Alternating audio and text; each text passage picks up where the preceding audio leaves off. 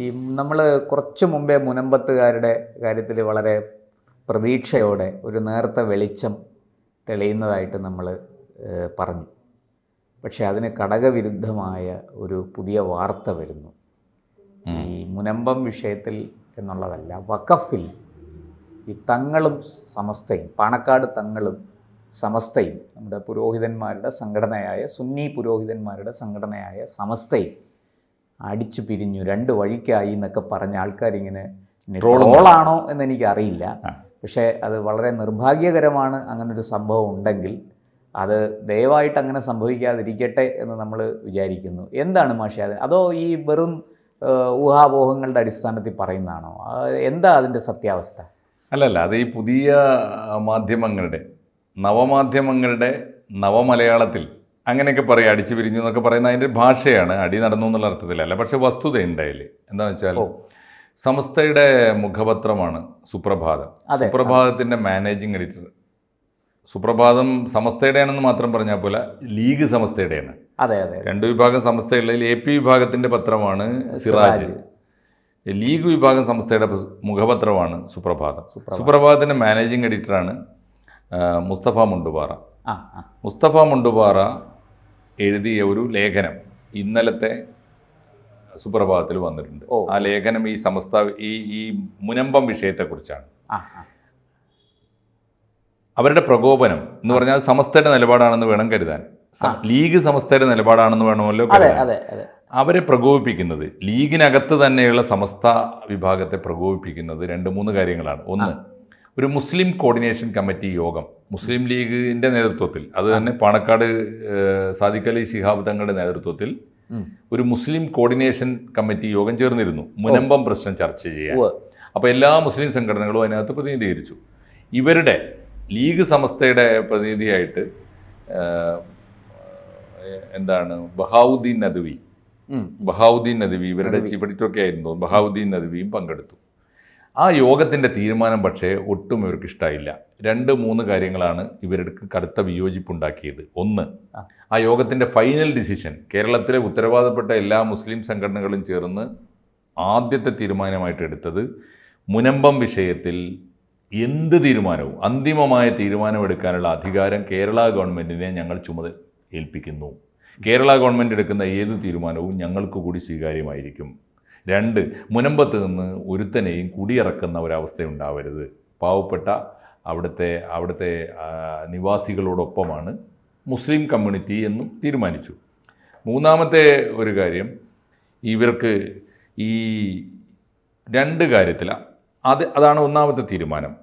2 കാര്യങ്ങളിൽ ആ യോഗം മൗനം പാലിച്ചു. അതാണ് മുസ്തഫ മുണ്ടുപാറയുടെ ലേഖനത്തിലെ 2-മത്തെ വിഷയം.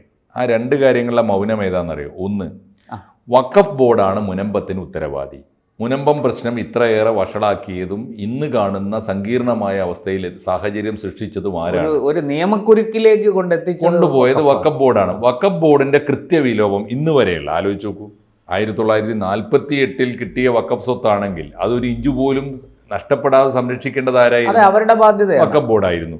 എന്നിട്ട് അതൊന്നും ഉത്തരവാദിത്തം നിർവഹിക്കാതെ ഇന്നത്തെ വഖഫ് ബോർഡ് വന്നിട്ട് അവിടുത്തെ പാവങ്ങളായ മനുഷ്യർ അവർ വില കൊടുത്ത് വാങ്ങിയതാണെന്ന് പറയുന്നു, ദാനം കിട്ടിയതുണ്ടെന്ന് പറയുന്നു. എങ്കിലും തലമുറകളായിട്ട് അവിടെ താമസിച്ചു വരുന്ന മനുഷ്യർ, അതിനകത്തൊരു ദുരുദ്ദേശം ഉണ്ടെന്നല്ലേ മാഷെ പെട്ടെന്ന് പറയാൻ കഴിയുക? അല്ലേ, ഇത്രയും കാലം മിണ്ടാതിരുന്നിട്ട് ഇപ്പോൾ വന്ന് പെട്ടെന്ന് ഒരു ദിവസം രാവിലെ എണീറ്റ് വന്ന് പറയുകയാണ്. അപ്പൊ അതുകൊണ്ട് വഖഫ് ബോർഡാണല്ലോ ഈ പ്രശ്നത്തിന്റെ മുഴുവൻ ഉത്തരവാദി.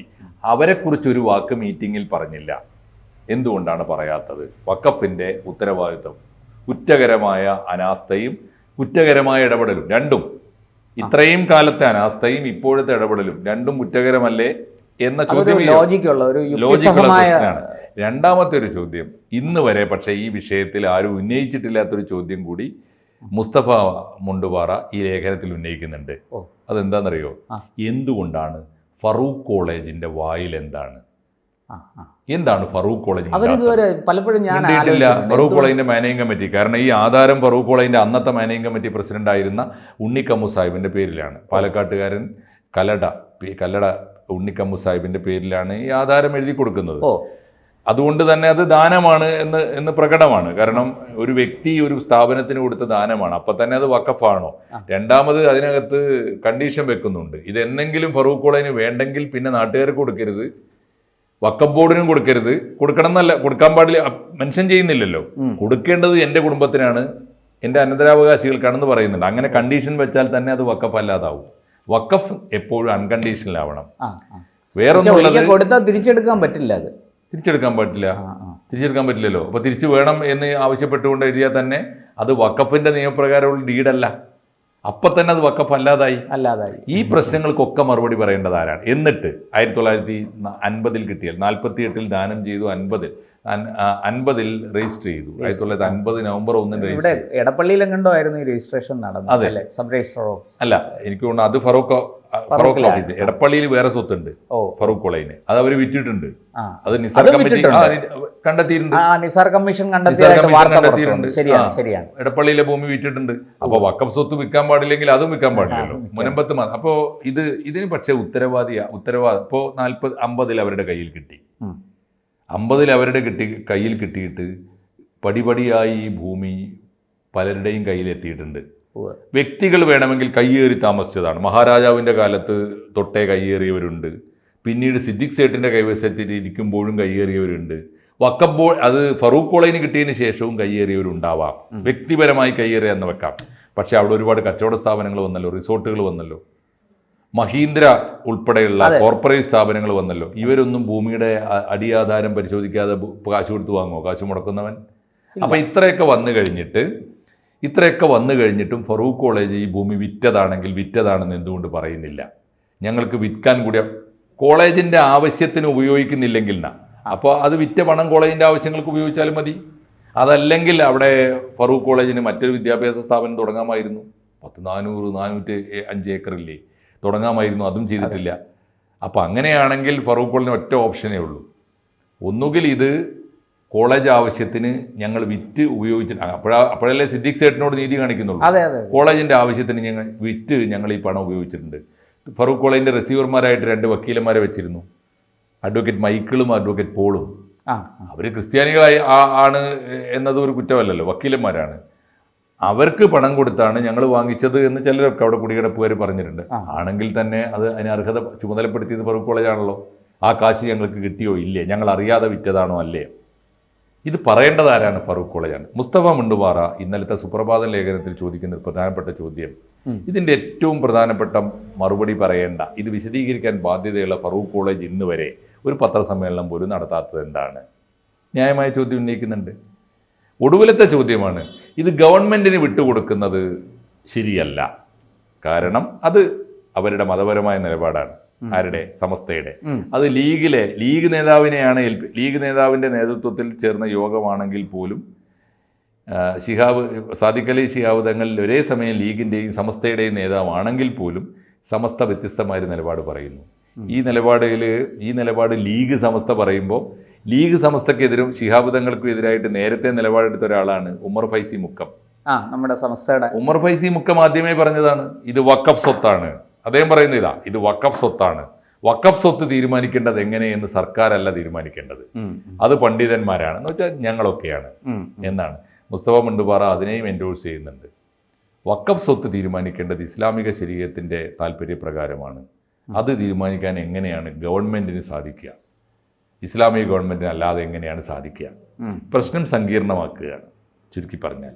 അതുകൊണ്ട് മുസ്ലിം ലീഗിൻ്റെ കൂടി നേതൃത്വത്തിൽ, പാണക്കാട് സാദിഖ് അലി ശിഹാബ് തങ്ങളുടെ കൂടി നേതൃത്വത്തിൽ മുനമ്പം പ്രശ്നം സമാധാനപരമായി പരിഹരിക്കാനുള്ള തീരുമാനം എടുത്ത് മുന്നോട്ട് പോകുമ്പോൾ സാമുദായികമായൊരു സ്പർദ്ധ ഇല്ലാതാക്കാൻ ബിഷപ്പുമാരെ പോയി കണ്ട്, നേരിട്ട് പാണക്കാട് തങ്ങൾ അങ്ങോട്ട് ചെന്ന് കണ്ട് അവരോട് സംസാരിച്ചിട്ട് കമ്മ്യൂണലായ ഇഷ്യൂ ഒഴിവാക്കുകയും ഭരണപരമായ നടപടിക്ക് മുഴുവൻ ഉത്തരവാദിത്വവും കേരള ഗവൺമെൻറ്റിനെ ഏൽപ്പിക്കുകയും ചെയ്യുമ്പോൾ ആ ഘട്ടത്തിലാണ് സമസ്തയുടെ ഈ വെടിപൊട്ടുന്നത്.